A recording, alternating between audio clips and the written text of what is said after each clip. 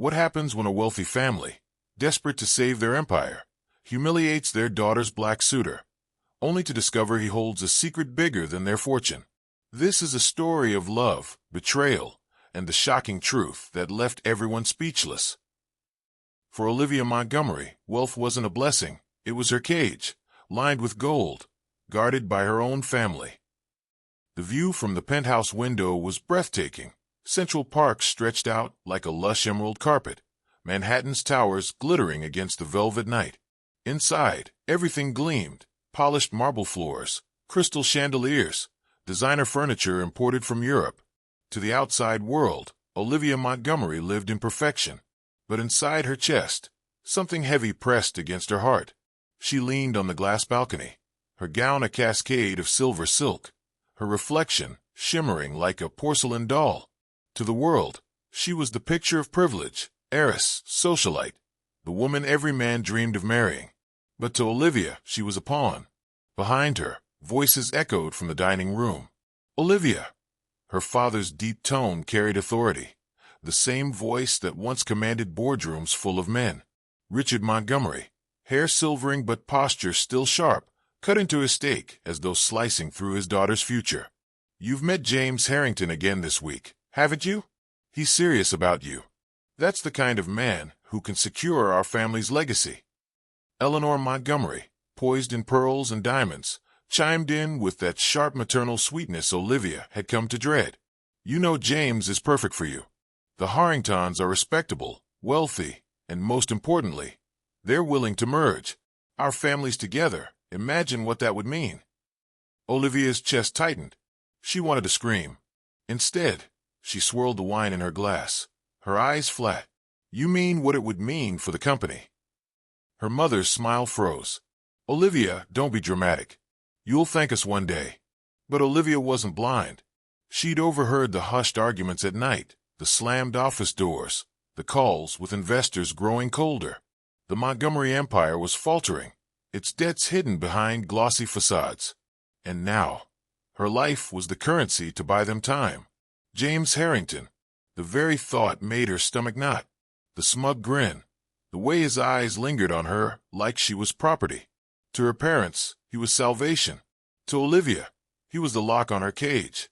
Dinner ended with the same rehearsed smiles, the same suffocating pressure. She excused herself with grace, kissed her mother's cheek, and retreated to her room. But the moment the door clicked shut, she let her breath out in a shudder. Her heels clicked against the marble floor as she walked to the balcony again. The city lights beckoned: freedom, chaos, life beyond glass walls. She stared at the streets below, alive with noise and strangers who didn't know her name, people who weren't bound by her family's chains. That night, long after her parents had retired to their wing of the penthouse, Olivia slipped into jeans and a leather jacket. Her gown crumpled on the bed. Quiet as a whisper, she moved through the grand hallway, down the private elevator, and out into the city air. For once, she wasn't the Montgomery heiress. For once, she just wanted to be Olivia. And somewhere in the neon glow of Manhattan's night, fate was already waiting. The Brooklyn bar was alive with energy, a hum of laughter, clinking glasses, and the pulse of a bluesy track spilling from the jukebox. Neon signs bathed the exposed brick walls in red and blue glows. College kids, bartenders in rolled-up sleeves, and young professionals escaping the weight of the city filled the air with warmth and chaos. Olivia pushed through the door, the city's chill still clinging to her jacket. For a moment, she stood there, feeling wildly out of place. In her world, bars were rooftop lounges where martinis cost $80, and everyone wore designer labels. Here, the floor was sticky, the beer was cheap, and no one cared who she was. She slid onto a stool at the counter, ignoring a few curious glances. The bartender raised a brow. "What'll it be?" "Vodka tonic," she answered quickly, the words unfamiliar on her tongue. As she pulled her phone from her pocket, trying not to look like a lost princess among wolves, she noticed him. He was leaning casually against the bar, just a few seats down, dressed in dark jeans and a simple black shirt, his shoulders broad, his posture relaxed, his face lit with the kind of calm confidence Olivia rarely saw in men her age. Most of all, It was his eyes, warm, steady, curious, that drew her in. He wasn't staring like the others. He was simply noticing. "Not from around here, are you?" His voice was smooth, teasing, carrying the kind of humor that could either disarm or provoke. Olivia smirked faintly. "That obvious?" He grinned. "You've got that wrong bar look. Expensive shoes, careful hair. Definitely not Brooklyn dive bar material." She should have been offended. Instead, for the first time that night, she laughed. Really laughed. "You're not wrong." They talked. Nothing deep at first. Why she was there. What brought him out tonight. Silly jokes about the jukebox eating quarters. But Olivia felt something she hadn't in years. Marcus Carter didn't know her name, her pedigree, or her family's business. He just looked at her like she was a person. And maybe it was the alcohol loosening her tongue. Or maybe it was the crushing weight of her parents' demands. But somewhere between the third sip and the second laugh, the words tumbled out. "I need a husband," she said suddenly. Marcus blinked, caught off guard. That's one hell of a pickup line. She leaned closer, urgency in her eyes. "I'm serious. My parents want me to marry someone I don't love. They're drowning, and they think merging with another wealthy family will save them. I need an escape." He studied her quietly, the humor fading, replaced with curiosity. "And you think I'm the answer?" Olivia swallowed. "I'll pay you. 10,000 a month. We'll keep it fake, just enough to make him back off. You'll get money, I'll get freedom." For a long moment, Marcus was silent. His gaze searched hers, as though peeling back layers no one else bothered to see. Then, finally, a slow smile curved across his lips. "You've got yourself a deal." But there was something in his calm acceptance, something she couldn't quite read, that made Olivia wonder if she'd just made the best decision of her life, or the most dangerous. The Montgomery mansion in Long Island had always been a stage for power. The marble foyer, the sweeping staircase, the chandeliers that glowed like frozen suns. Every inch of it whispered wealth and dominance. Tonight, however, it was about to become a battleground. Olivia's heels clicked against the polished floor as she entered with Marcus at her side. He wore a crisp shirt and blazer she had helped him pick out. Simple, understated, but respectable. He walked with a quiet dignity, shoulders straight, gaze steady. She tried to ignore the way her palms sweated as the sound of conversation drifted from the drawing room. Inside, Richard and Eleanor Montgomery sat with James Harrington, their chosen savior. James leaned back in his chair, arrogance practically dripping off him, his smirk sharpening when he saw Olivia. "Darling." Eleanor rose, pearls glinting under the chandelier light. "We weren't expecting company." Her smile froze when her eyes fell on Marcus. "Who is this?" Olivia swallowed hard. "This is Marcus Carter. He's my fiancé." The room seemed to freeze. James chuckled under his breath, leaning forward. "You're joking." Richard's fork clattered onto his plate. "What the hell did you just say?" His voice boomed, filling the cavernous room.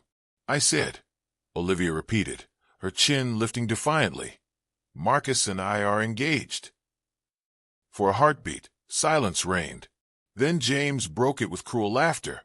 "Engaged? To him? Olivia, come on. You're Montgomery blood. His eyes scanned Marcus like he was an object at auction. "What, your driver? Your little experiment?" Marcus didn't flinch.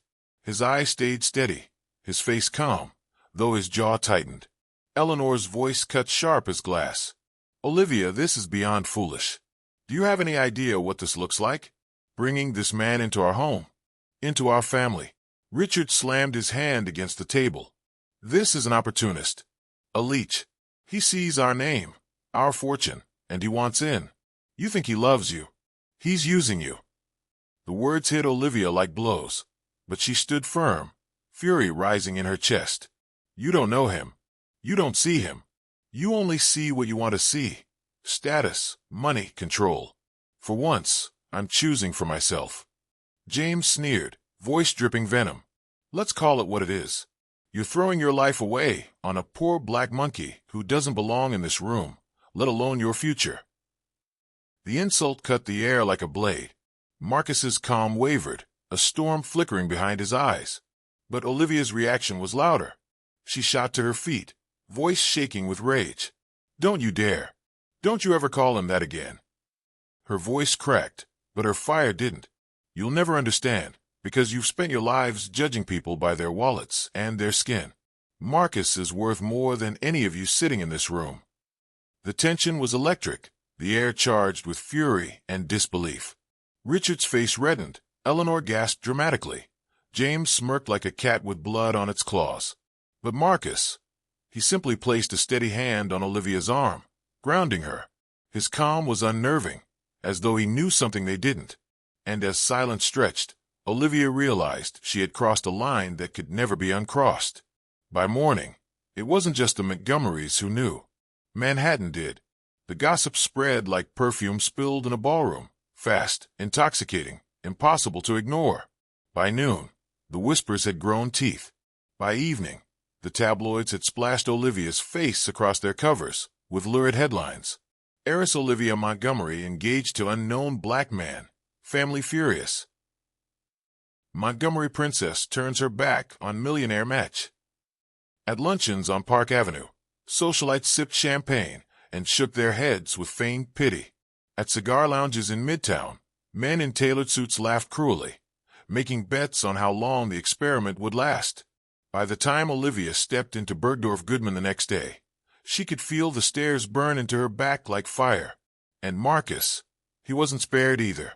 When he tried to join Olivia at a downtown cafe, a group of sharply dressed young men whispered, just loud enough for him to hear, "That's him. The Montgomery charity case." One of them chuckled. Guess she wanted to try something exotic before running back home. Marcus paused only for a moment, then ordered his coffee as if their words meant nothing. His composure was steady, unshaken, as though he'd heard worse and built armor over the years. But Olivia saw the slight tightening in his jaw, the shadow flickering in his eyes. Later that week, at a high society event Olivia couldn't skip, the humiliation was open. Women in sequin gowns looked her up and down with disdain. Men raised their brows at Marcus as though he didn't belong, one even sneering. "Bold of you to show up here, Carter. Not exactly your neighborhood, is it?" Olivia bristled, but Marcus gently touched her hand under the table. His calmness wasn't weakness, it was control. His silence spoke louder than their insults, and his quiet strength only sharpened the contrast between him and the shallow men mocking him. That night, back in her apartment, Olivia stared at Marcus across the kitchen table. "How do you do it?" she asked softly. "How do you just let roll off you like that?" I wanted to scream. Marcus leaned back, his expression thoughtful. When you've lived long enough in a world that wants to put you in a box, you learn something. You can either fight every insult, or you can let your life prove them wrong. People talk, Olivia. They always will. But I don't let their noise tell me who I am. She sat in silence, watching him. For the first time, she noticed the way his words carried weight, wisdom beyond his simple clothes. He wasn't just calm. He was grounded, carved by experience, shaped by storms he never boasted about. And it struck her with unsettling clarity. Marcus Carter wasn't a man who could be measured by her family standards. He was something else entirely, something deeper. The gossip had made him a target, but to Olivia, it had made him a mystery she suddenly wanted to unravel. The Montgomery mansion had always been a monument to power, but behind its marble walls, the cracks were widening. Richard's empire, once a juggernaut of real estate and high-profile investments, was bleeding money faster than it could be concealed. Late one night, Olivia lingered at the top of the staircase, drawn by the muffled voices carrying from her father's private study. The heavy oak doors were cracked just enough for her to hear. "We're drowning, Richard," Eleanor's voice hissed, sharp with desperation. "The lawsuits, the investors pulling out, it's too much. We can't keep up the appearances forever." Richard's tone was harsher, broken by frustration. "Do you think I don't know that? Half of our properties are leveraged to the bone. The Harrington deal is the only lifeline we have. James is willing to merge, but only if Olivia agrees to the marriage. Without it," he slammed a fist against the desk, "we're finished." Olivia's heart clenched. Her life wasn't just a pawn. It was their last currency. The marriage wasn't about love or legacy. It was about survival. She stepped back from the door, her pulse racing, her chest tight with betrayal. She had suspected, yes, but hearing it spoken aloud ripped away any lingering doubt. To her parents, she wasn't a daughter. She was a bargaining chip. That night, in her apartment in Manhattan, she told Marcus everything. Her voice shook with anger as she paced the floor. They don't care about me, Marcus. Not who I love, not what I want. I'm just leverage. Do you know what that feels like? To be reduced to a contract. Marcus sat calmly on the sofa, his hands clasped, his gaze steady as she spiraled. When she finally stopped, breathless and near tears, he spoke with quiet conviction. Olivia, you've been living in their shadow your whole life. That's not your fault. But here's the truth. Their empire is theirs, not yours. Their failures aren't your burden to carry. And no matter what they say, you are not just leverage. She dropped into the chair across from him, staring at him as though trying to measure the weight of his words. But if their world collapses, it'll drag me down with it. Don't you get it? I can't escape them. He leaned forward, his voice lower, calmer. Yes, you can. Because freedom isn't about what you walk away from. It's about what you choose to walk toward. You're stronger than you think. And maybe, just maybe, all of this, is your chance to prove it. Olivia studied him in silence, struck by how steady he remained while her whole life spun into chaos. He wasn't intimidated by her family's wealth or the storm surrounding her. He wasn't impressed by the glitter or shaken by the gossip. He just was. And in that grounded certainty, she felt something stir inside her, a strange, fragile hope. The arrangement was supposed to be simple, appearances, a contract, and nothing more. But simplicity had a way of unraveling when hearts got involved. Olivia found herself spending more time with Marcus outside of their carefully staged dinners and the appearances designed to enrage her parents. It started with a walk in Central Park on a cool autumn afternoon. The leaves had begun to turn shades of amber and gold, and the air was alive with the chatter of families, joggers, and street musicians. They strolled side by side, their conversation drifting from playful banter to pieces of their pasts. Olivia admitted she hated the suffocating perfection of her world. Marcus shared stories of growing up in a small neighborhood in Atlanta, how the city taught him grit and resilience. You know what's funny? Olivia said, watching children chase pigeons by the fountain. I've traveled the world, but I've never done this. Just walk with someone. No cameras. No expectations. Marcus glanced at her, a quiet smile on his lips. Maybe that's because you've never been allowed to just be Olivia. You've only ever been Montgomery. The words hit her deep, more than she wanted to admit. Later, there were late-night diners, the kind with neon signs that buzzed against the night and coffee that tasted like burnt hope. They'd sit in a booth at 2 a.m, sharing greasy fries and laughing at the absurdity of their fake engagement. Olivia found herself watching the way Marcus's eyes crinkled when he laughed, the way his presence filled the space, not loud, not demanding, but solid. Then came the night he cooked for her in his modest apartment. The place was small, tidy, with walls that carried more warmth than any mansion ever had. She perched on the counter while he worked the skillet, filling the room with the smell of garlic and peppers. You cook, she teased, sipping wine from a mismatched glass. Marcus chuckled. Had to. Growing up, if you wanted to eat, you learned. Besides, cooking's honest. You put in good ingredients, take your time, and you end up with something real. No shortcuts. She watched him move around the kitchen, sleeves rolled up, hands sure and confident. It wasn't just the food, it was him. The way he lived simply, without pretense, and yet carried himself with a dignity that made the space feel richer than any penthouse. By the time they sat down to eat, Olivia felt her chest tighten in ways that had nothing to do with the wine. This wasn't supposed to happen. The lines were blurring. The fake was becoming real. And when their hands brushed as they reached for the same dish, she felt a jolt, sharp and undeniable.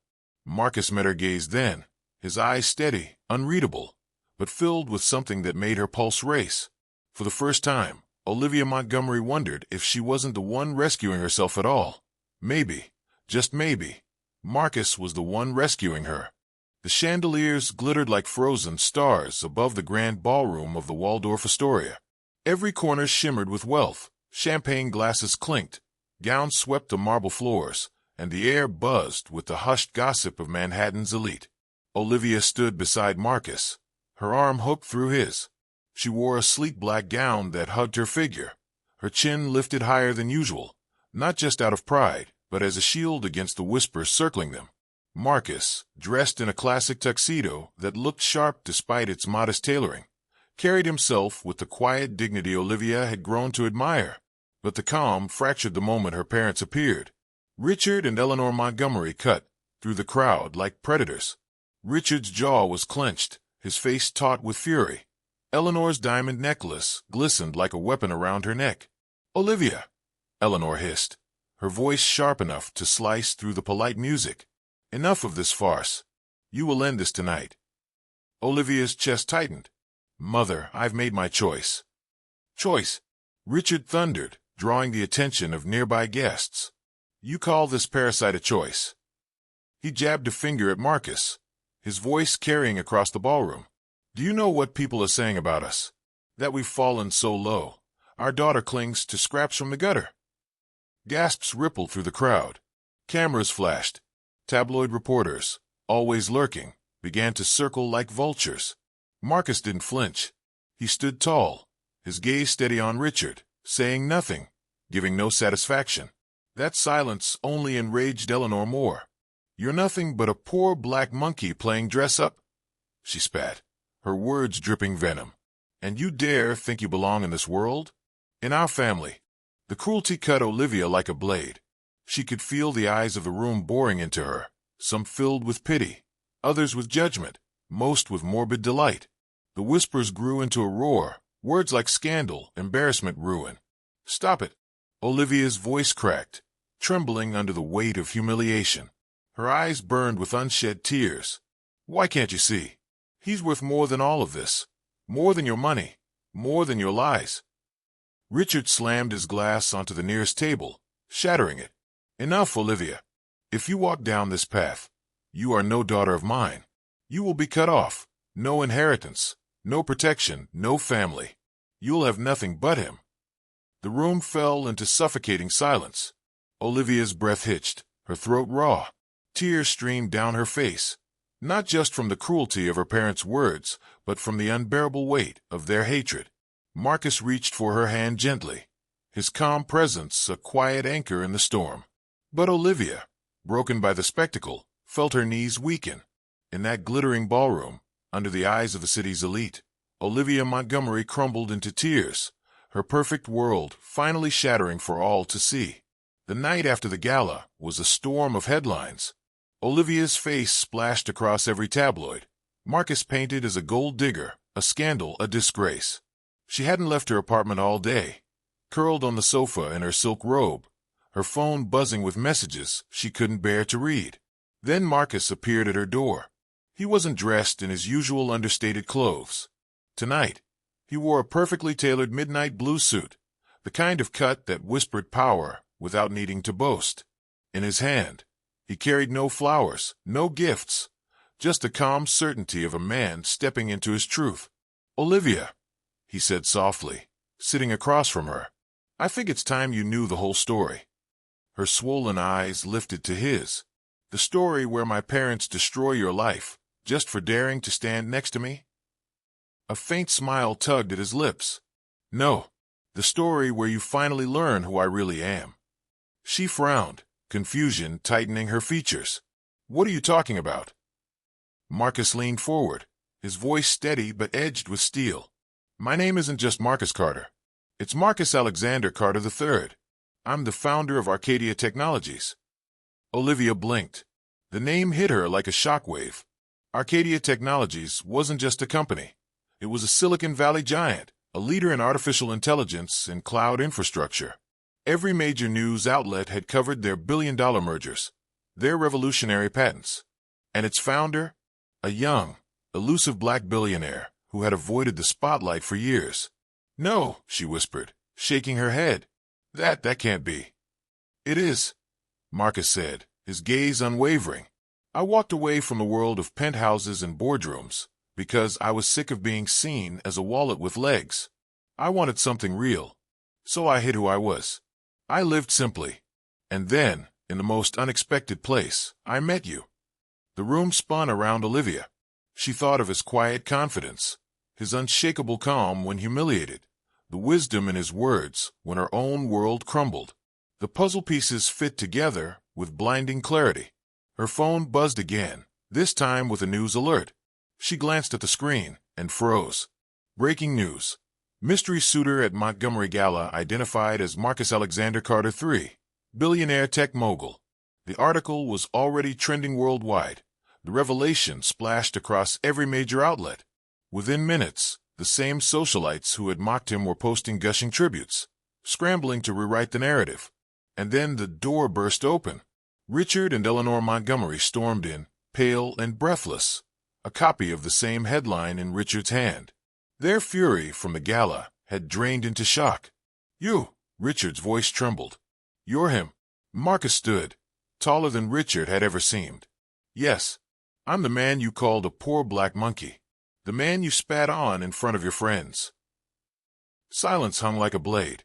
The Montgomerys, for the first time, were utterly speechless, drowning in the bitter taste of their own arrogance. The Montgomery mansion had never felt so heavy.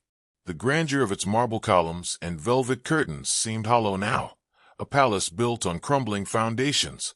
Richard paced the study. Eleanor sat stiffly with a glass of brandy trembling in her hand, and James Harrington stood by the window, pale and restless. When Marcus and Olivia entered, silence fell like a guillotine. Marcus's presence filled the room, not with rage, but with a calm authority that made every eye shift toward him. Olivia walked by his side, her chin high, her hand firmly in his. The girl who once hid behind designer gowns now unafraid to stand in the fire. "Marcus," Richard began, his tone forced, brittle. "We may have misjudged you. Things were said in anger, things we regret deeply. But surely, with your resources, with your influence, there's a way to repair what has been broken."